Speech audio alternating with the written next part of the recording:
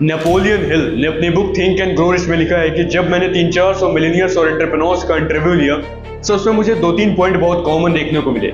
सो आज मैं वही 2-3 पॉइंट आपके सामने पूरा डिकोड करके रखने वाला हूँ। अगर आप उन 3 पॉइंट को इम्प्लीमेंट कर लेते हैं अपनी लाइफ में, so you can thrive in the game of money, power and business. चलिए बढ़ते हैं पॉइंट नंबर 1 की तरफ, that is self talk. Napoleon Hill को काफी हैरानी हुई जब उन्होंने 300-400 मिलेनियर्स और एंटरप्रेन्योर्स का इंटरव्यू लिया।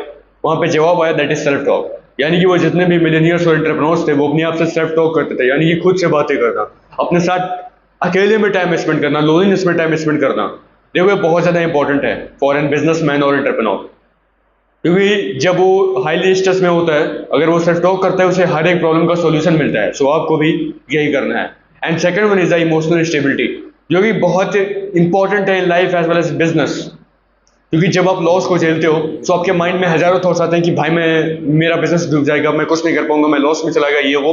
लेकिन वहां पे जो इमोशनली स्टेबल रहता है, अपने थॉट्स को कंट्रोल करता है, अपने थॉट को वहां से उठा के राइट डायरेक्शन में लगाता है, he can become a millionaire, quadrillionaire और एंटरप्रेन्योर। सो आपको इमोशनली स्टेबल रहने की कोशिश करना है, अपनी भावनाओं को कंट्रोल करना स्टार्ट करो। Third point that is discipline and consistency.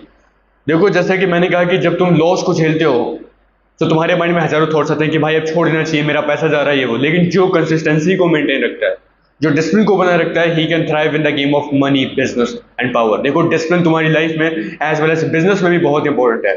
जब तक तुम कंसिस्टेंट वर्क नहीं करोगे, जब तक तुम गिव अप नहीं करोगे, जब तक तुम उस वहां तक पहुंच नहीं जाओगे, तब तक तुम्हें नहीं छोड़ना है, चाहे जो हो जाए। Until you never achieve it, you never stop. Always remember, you never stop when you're tired. You stop when you're done. Remember.